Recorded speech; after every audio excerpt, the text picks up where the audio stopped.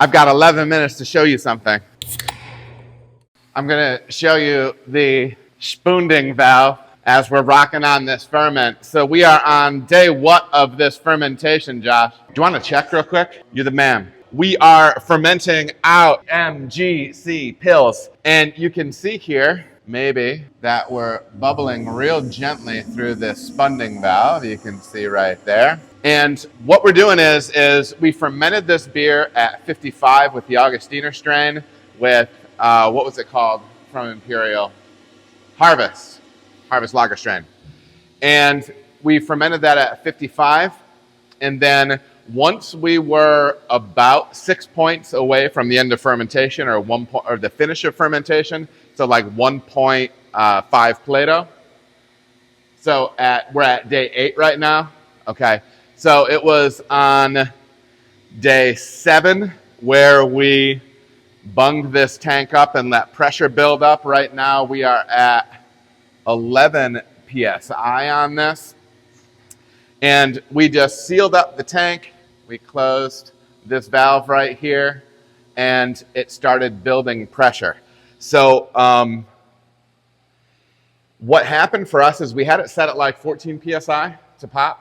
Yeah, off a CO2 line as best as we could kind of measure because we did want to check where this was blowing off at.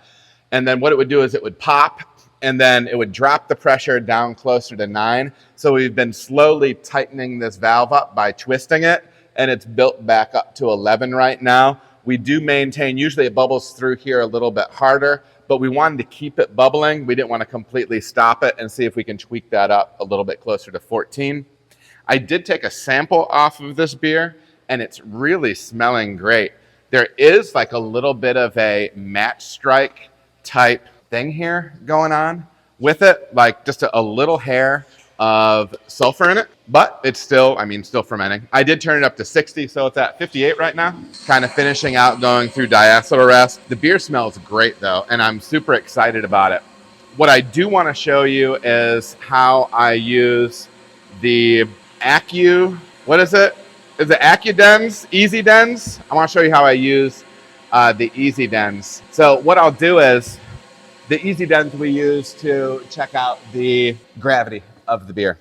So I will take a coffee filter. I have my sample already. I'll fold it in half. Fold it in half again. And we're just going to pull some of the solids out of this. It's one of the things they request that you do on the manual. And then I'm going to go and grab I grab a rubber band and I'll place this inside. We don't need a large sample for the Easy Dens, which is very, very nice. Josh, I'm going to have you use your phone, if you don't mind, to do this sample. And you need such a small sample that you don't need tons of liquid here. So I'll pour this through. You can see it's just kind of dropping through. It's just a really coarse filter. It's not like, this is just a coffee filter, obviously. But anyways, we will pull a sample off this. This Easy Dens is pretty slick. This is the Easy Dens, and it just has this little tube that you can put into a container like so. And then what we'll be doing is we'll be taking a sample of this beer, drawing it up into this, and then pushing it through a couple times. And this little Anton Par device, this Easy Dens, via Bluetooth, will read to the app on your phone. So I discard that. I will forget it later. And then at the end of the day, I'll be like, hey, why is there stuff all over the floor? And then you push the plunger down on this. And I'll show you here in just a second, but there's just a thin glass tube in there. If you're doing carbonated beer, you're going to want to make sure that it's still, that you get everything out of it.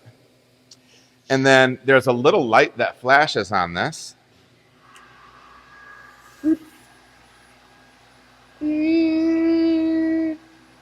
Where is it? Oh, there it is. Easy Dens. All right, Josh, what is that? What's that boy reading? 1012? Okay, so we're right there. There might be a little bit left on it. We'll go ahead and mark that. But we're running the rest of this fermentation out. So far, it's smelling great. Remember, this is a beer that we use. What do we use in it?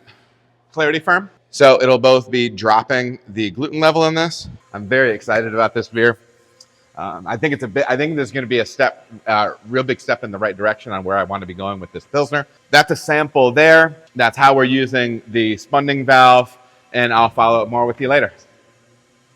All right, everybody, thank you so much for watching. If you feel as if you got any value out of the video, please like and subscribe. There are also other videos that you can watch. They're going to maybe be over here or over here. Appreciate you watching.